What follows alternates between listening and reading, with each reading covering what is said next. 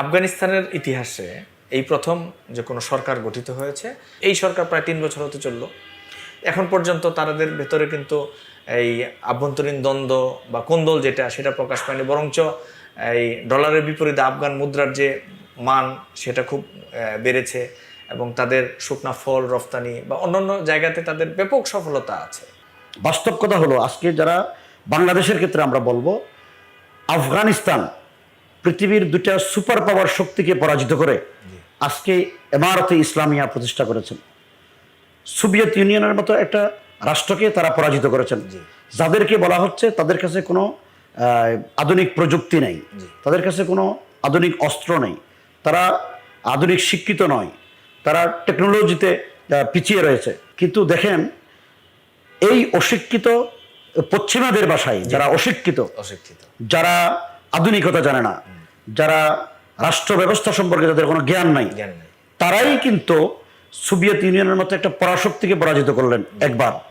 আবার পৃথিবীর super power শক্তি সেই মোড়ল রাষ্ট্র আমেরিকাকে পরাজিত করে, তারা বিতাড়িত করে একেবারে অনেকটা চোরের মতো লেজ গুটিয়ে পালিয়ে গিয়ে তারা আফগানিস্তানকে একটা নতুন রাষ্ট্র হিসেবে, নতুন ইসলামী ইমারতে ইসলামিয়া রাষ্ট্র হিসেবে তারা প্রতিষ্ঠিত করে পৃথিবীর বুকে দৃষ্টান্ত স্থাপন করেছেন। পাকিস্তানের একজন বড় সাংবাদিক জন করাচিতে গত 2023 সালের আগস্ট মাসে পাকিস্তান আফগানিস্তানের জন্য 2 বছর পূর্তি করলেন। তিনি খুব আশ্চর্য হয়ে আফগানিস্তান সফর করেছেন।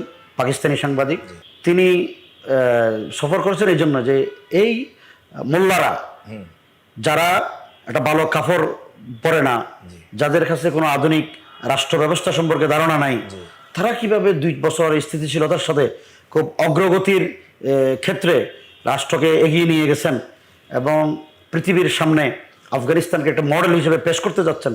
তিনি আশ্চর্য হয়ে সে গবেষণা করলেন এবং আফগানিস্তানে গেলেন। ওখান থেকে এসে তিনি একটা প্রবন্ধ দৈনিক জন করাচিতে লিখেছেন, আমি এটা পড়েছি। তিনি সেখানে 2টা দিককে উল্লেখ করেছেন। 1 নম্বর হলো আফগানিস্তানের তালেবানরা, এখানে তালেবানদের মধ্যে তো বহুধা বিভক্ত রয়েছে, বহু গ্রুপ রয়েছে মুজাহিদিনদের মধ্যে। তারা সমস্ত মুজাহিদিন গ্রুপগুলোকে সাথে বসে, তালেবানরা যেহেতু মুখ্য ভূমিকা পালন করেছেন, ছোটোখাটো যত গ্রুপ আছে সবার সাথে বসে তারা একটা সিয়াসি রাজনৈতিক ঐক্য স্থাপন করেছেন। আচ্ছা, 2 নম্বর কথা হল আফগানিস্তানেও বিভিন্ন মাযহাবী গ্রুপ আছে, শিয়া আছে, শিখ আছে, বিভিন্ন আমাদের দেশে যেরকম আছে এরকম বেরলভি আছে, আহলে হাদিস আছে, দেওবন্দি আছে। তারা সমস্ত গ্রুপগুলোর সাথে মাযহাবী ইত্তেহাদ করেছেন, ঐক্য, মাযহাবী ঐক্য। একটা হলো রাজনৈতিক দৃষ্টিকোণে ঐক্য, আর একটা হলো ধর্মীয় দৃষ্টিকোণে ঐক্য। এই 2 ঐক্যের কারণে আফগানিস্তানে প্রথমে হানাহানি, মারামারি, রাজনৈতিক হানাহানি, ধর্মীয় হানাহানি 2টা বন্ধ হয়ে গেছে।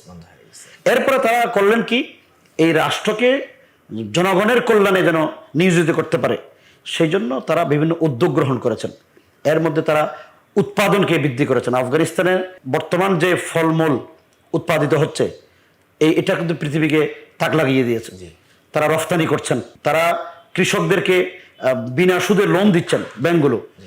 এরপরে তারা গাড়ি উৎপাদন করছেন, তারা নারী শিক্ষাকে বন্ধ করে দিবে, নারীদেরকে ঘরে ঢুকিয়ে দিবে, একথা বলে সারা দেশে দুনিয়াতে যারা মিথ্যা প্রচারণা চালিয়েছেন, আফগানিস্তানের ইউনিভার্সিটিগুলোতে নারীরা শিক্ষা গ্রহণ করছে। ইসলামের মূল শিক্ষাটা হলো যে নারী পুরুষের আলাদা অবস্থান।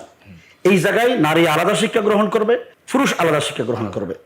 নারী পুরুষ, প্রাপ্তবয়স্ক নারী পুরুষ যদি একই সাথে থাকে, তাহলে তাদের মানে সহশিক্ষা, যেটা আমাদের সহশিক্ষার কারণে তো অনৈতিকতা চর্চা, অনৈতিক কর্মকাণ্ডে মানুষ জড়িত হয়ে যায়, ছেলেমেয়েরা জড়িত হয়ে যায়।